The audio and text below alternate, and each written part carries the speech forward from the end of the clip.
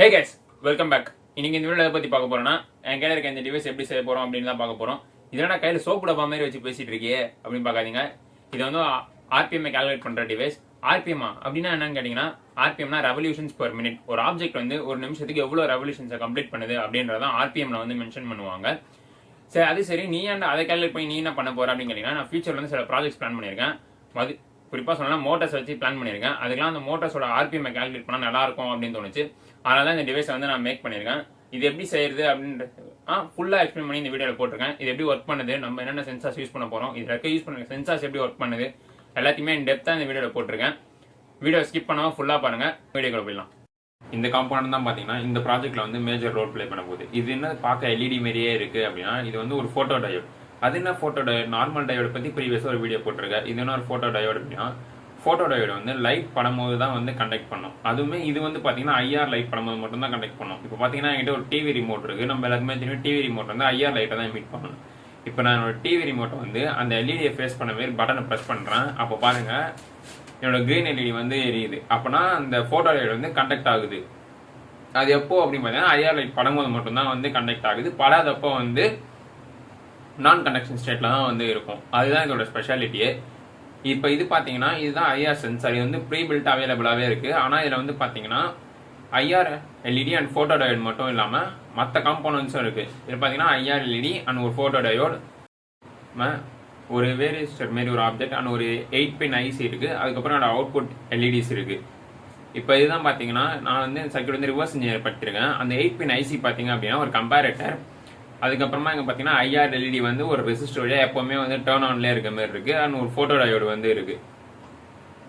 And அவுட்புட்டை காட்டுறதுக்காக ஒரு எல்இடி ஸ்டேட்டும் வச்சிருக்காங்க. இன்புட்டை காட்டுறதுக்காக ஒரு பவர் எல்இடியும் இருக்கு.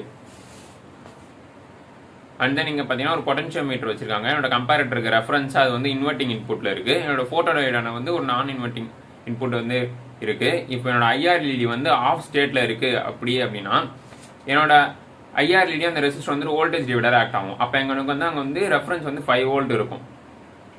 வோல்டேஜ் வந்து 5 வோல்ட் இருக்கும். அது வந்து என்னோட நான் இன்வெர்ட்டிங் இன்புட் வந்து இன்வெர்ட்டிங் இன்புட்டோட அதிகமாக இருக்கு அப்படின்றப்போ என்னோட கம்பேரட்டரோட அவுட்புட் பார்த்தீங்கன்னா ஆன் ஆயிடும். ஆனால் என்னோட எல்இடிக்கு வந்து பார்த்தீங்க அப்படின்னா கிரவுண்டுக்கு போனால் தான் டர்ன் ஆன் ஆகும் இந்த சர்க்யூட் படி. ஆனால் இங்கே வந்து 5 வோல்ட் வருது. அப்போ என்னோட எல்இடியும் பார்த்தீங்கன்னா ஆஃப் ஸ்டேட்ல தான் இருக்கும். என்னோட அவுட்புட் பார்த்தீங்கன்னா ஆஃப்ல தான் இருக்கும். இதுவே செகண்ட் சினாரியோ பார்த்தீங்க அப்படின்னா, இப்போ என்னோட ஐஆர் எல்இடி வந்து டர்ன் ஆன் ஆகுது அப்படின்னா என்னோட ஃபோட்டோ டயோடு வந்து கண்டக்ஷன் ஸ்டேட்ல போயிடும். அப்படின்னா அங்கே ரெசிஸ்டன்ஸ் கம்மியாயிடும். ஸோ அங்கே வோல்டேஜ் வந்து 5 வோல்ட் இருக்காது, 0க்கு போயிடும். இப்போ பார்த்தீங்கன்னா என்னோட நான் இன்வெர்ட்டிங் இன்புட் பார்த்தீங்கன்னா இன்வெர்ட்டிங் இன்புட்டோட கம்மியாயிடுச்சு. அப்போ பார்த்தீங்கன்னா கம்பேரட்டரோட அவுட்புட் பார்த்தீங்கன்னா கிரவுண்டுக்கு போயிடும். ஸோ என்னோட எல்இடி வந்து டர்ன் ஆன் ஆயிடும். ஆனால் அவுட்புட் பார்த்தீங்கன்னா ஆஃப்ல தான் இருக்கும். எல்இடி வந்து டர்ன் ஆன் ஆயிடும். இந்த கெப்பாசிட்டிஸ் எல்லாமே டீ கப்ளிங் கெப்பாசிட்டிஸ் தான். இப்போ என்னோட அந்த சென்சார்ல வந்து நான் 3 வயர்ஸ் இருந்தது. அது 3 ஒயரை கனெக்ட் பண்ணிட்டு ஒரு 5 volt lab bench power supply வழியாக நான் சப்ளை பவர் பண்றேன். இப்போ பார்த்தீங்கன்னா அந்த பவர் எல்இடி வந்து டர்ன் ஆன் ஆயிடுச்சு. ஆனால் அவுட்புட் எல்இடி வந்து டர்ன் ஆன் ஆகல. ஆனால் இப்போ நான் எதனா ஆப்ஜெக்டை கிட்ட எடுத்துட்டு வந்தோம்னா பார்த்தீங்கன்னா டர்ன் ஆன் ஆகுது. இதுதான் பார்த்தீங்கன்னா நம்ம ஸ்கிமாட்டிக்ஸ்ல இருந்த மாதிரியே வந்து ஆகுது. லைட் பட்டு அடிச்சாதான் ஆகும். அதே பிளாக் ஆப்ஜெக்டை வச்சோம் அப்படின்னா வந்து எதுவுமே ஆகாது. ஒயிட் ஆப்ஜெக்டை வச்சோம் அப்படின்னா லைட் வந்து எரியும். ஏன் அப்படின்னா இது ஒரு பேசிக் சயின்ஸ் தான். பிளாக் வந்து லைட் அப்சர்வ் பண்ணிக்கும், ஒயிட் வந்து எமிட் பண்ணிக்கும். இப்போ வந்து பாத்தீங்கன்னா என்னோட மல்டிமீட்டரை வந்து நான் கனெக்ட் பண்ணிருக்கேன் அவுட்புட் பின்ல. இப்போ பாத்தீங்கன்னா இதுல எதுனா ஆப்ஜெக்ட் கிட்ட வரும்போது பாருங்க என்னோட அவுட்புட் வந்து 0க்கு போயிடுது. ஆப்ஜெக்ட் எதுவுமே இல்லை அப்படின்னா என்னோட அவுட்புட் வந்து ஹைக்கு போகுது. இதான் வந்து நம்மளுடைய அந்த ஸ்கிமாட்டிக்ஸ்ல எக்ஸ்பிளைன் பண்ணியிருந்தேன். இதுதான் இதோட ஒர்க்கிங். இது நீங்க சென்சாரா தான் வாங்கணும், நீங்களே கூட கம்பேரட்டர் யூஸ் பண்ணி பில்ட் பண்ணிக்கலாம். இப்போ பாத்தீங்கன்னா இது எப்படி வந்து நம்ம ஆர்பிஎம் மெஷர் பண்ண போறோம் அப்படின்னா, என்னோட பிளாக் ஆப்ஜெக்ட்ல நான் ஒயிட் டேப் அடிச்சிட்டேன். இப்போ நான் அந்த வீலை சுத்த விட்டுட்டு என்னோட சென்சாரை நான் ஃப்ரண்ட்ல வச்சேன் அப்படின்னா என்னோட ஒயிட் டேப் வரப்பெல்லாம் என்னோட டிஸ்பிளே பாருங்க அந்த டிப் இருக்கும். ஒயிட் டேப் வரப்பெல்லாமே அந்த வந்து பல்ஸ் வந்து டவுன் ஆகும். நம்ம அந்த டவுன் டைமை தான் வந்து கால்குலேட் பண்ண போறோம் டிடெக்ட் பண்ணி. இது எப்படி பண்ண போறோம்னா ஒரு மைக்ரோ கண்ட்ரோலர் யூஸ் பண்ணி தான் பண்ண போறோம். நான் இங்க வந்து Arduino nano யூஸ் பண்றேன். அதோட அவுட்புட்டை வந்து நான் பார்க்கறதுக்காக ஒரு டிஸ்பிளே ஓலட் டிஸ்பிளே அதோட ஐஆர் சென்சார் யூஸ் பண்றேன். அதே மாதிரி நம்மளோட பேட்டரியோட வோல்டேஜும் மானிட்டர் பண்ணுன்றதுக்காக நான் வந்து ஒரு வோல்டேஜ் டிவைடர் போட்டிருக்கேன். ஏன் வோல்டேஜ் டிவைடர்னா என்னோட பேட்டரியோட வோல்டேஜ் வந்து 9, ஆனால் என்னோட ஆர்டினோவோட வோல்டேஜ் பார்த்தீங்க அப்படின்னா 5 தான். ஸோ நான் வோல்டேஜ் டிவைடர் வந்து யூஸ் பண்ணிருக்கேன். நான் மொத்தத்தையும் கண்ட்ரோல் பண்றதுக்கு ஆன் அண்ட் ஆஃப் சுவிட்ச். நான் ஐஆரோட அவுட்புட் பார்த்தீங்கன்னா இன்டரப்ட் 0ல கனெக்ட் பண்ணியிருக்கேன், விச் இஸ் டிஜிட்டல் பின் 2. இப்போ பார்த்தீங்கன்னா நான் என்னோட பிரெட் போர்டில் வந்து கனெக்ஷன்ஸ் எல்லாத்தையுமே மேக் பண்ணிட்டேன். ஒரு ஆடினோ நானோ அண்ட் என்னோட ஓஎல்இடி அது எல்லாத்தையுமே நான் வச்சுட்டேன். ரெசிஸ்டர்ஸும் பார்த்தீங்கன்னா வோல்டேஜ் வரைக்கும் எல்லாத்தையுமே நான் வந்து பிளேஸ் பண்ணிட்டேன். பார்த்தீங்கன்னா நம்ம வந்து இது வந்து இன்னும் வந்து ஐஆர்எல்இ மட்டும்தான் நான் கனெக்ட் பண்ணணும். ஐஆர்எல்இடியும் வந்து கனெக்ட் பண்ணிடுறேன். நான் முன்னாடி சொன்ன மாதிரி D2ல வந்து கனெக்ட் பண்ணுறேன். கனெக்ட் பண்ணிட்டு ப்ரோக்ராமிங் சைடு இந்த லைப்ரரிலாம் நீங்கள் வந்து இன்ஸ்டால் பண்ணி வச்சுக்கோங்க. ஏன்னா நான் வந்து ஓலட் லைப்ரரி இன்ஸ்டால் பண்ணியிருக்கேன். இந்த 2 ரெசிஸ்டர் தான் பார்த்தீங்க அப்படின்னா நீங்கள் வந்து 12 வோல்ட் யூஸ் பண்ணுறீங்கன்னா அதுக்கேற்ற மாதிரி ரெசிஸ்டர் வந்து வேரி பண்ணணும். அது எப்படி பண்ணணுன்றதுனா நான் ரெசிஸ்டர் பேசிக்ஸ் வீடியோலேயே போட்டிருக்கேன், நீங்கள் அதை செக் பண்ணி பாருங்கள். நீங்கள் பார்த்தீங்கன்னா நான் இன்டரப்டை வந்து டிக்ளேர் பண்ணியிருக்கேன். அதுக்கப்புறமா வந்து இந்த பிளாக் தான் வந்து பார்த்தீங்கன்னா அந்த ஆர்பிஎம் கால்குலேஷன் டைமை எப்படி பல்ஸ் கால்குலேட் பண்ணுது அது.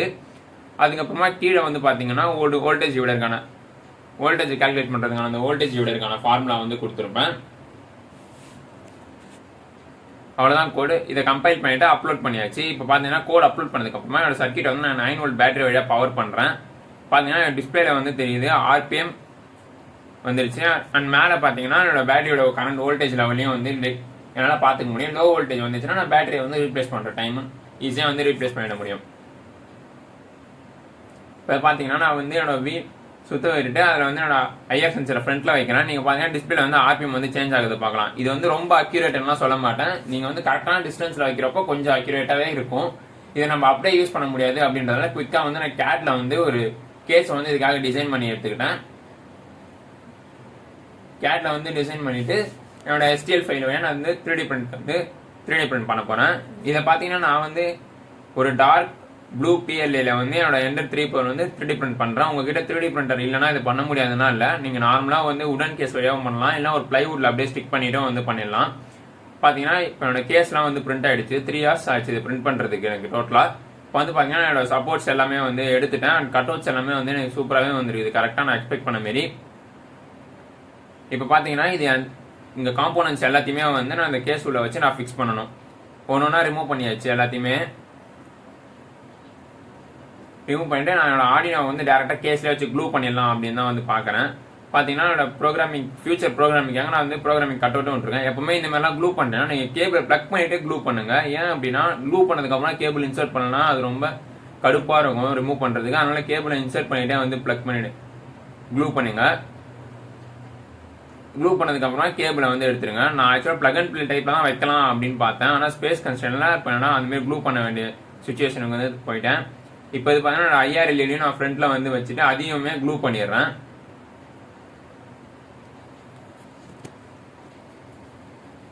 க்ளூ பண்ணிடுங்க.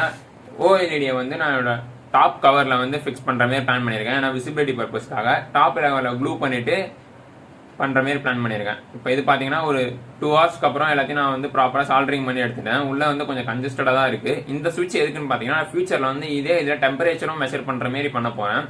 அதனால வந்து மோட் செலெக்ஷனுக்காக ஒரு சுவிட்ச் வந்து ஒரு சைடில் இருந்தால் ஆர்பிஎம், இன்னொரு சைடில் இருந்தால் வந்து டெம்பரேச்சர் அப்படின்றதுக்காக நான் வந்து அந்த மாதிரி வச்சிருக்கேன். இப்போ பார்த்தீங்கன்னா நான் ஓஎல்இடியை வந்து இதில் வந்து ஃபிக்ஸ் பண்ணிட்டேன். ஓஎல்இடியை வந்து நான் வந்து ரிமூவல் டைப்பில் வச்சிருக்கேன். ஏன் அப்படின்னா நம்ம பேட்டரியை ரிமூவ் பண்ணுறோம் அப்படின்னா அது டிஸ்டர்பன்ஸாக இருக்கும் டாப் கவர். அதனால அதை வந்து ரிமூவ் பண்ணுற மாதிரியே வச்சுட்டேன். பார்த்தீங்கன்னா அப்படின்னா ஜஸ்ட் அதை ப்ளக் பண்ணிட்டு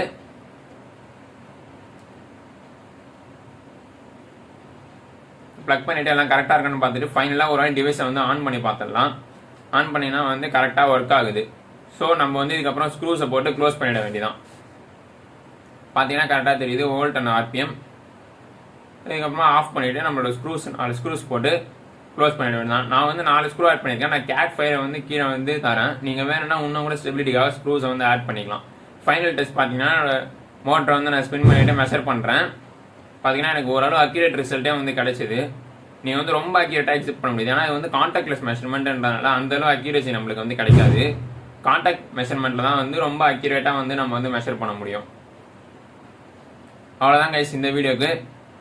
நெக்ஸ்ட் சண்டே இன்னொரு வீடியோ பார்ப்போம். Until then, it's Gopi signing off. Thanks for watching. Be creative, stay creative.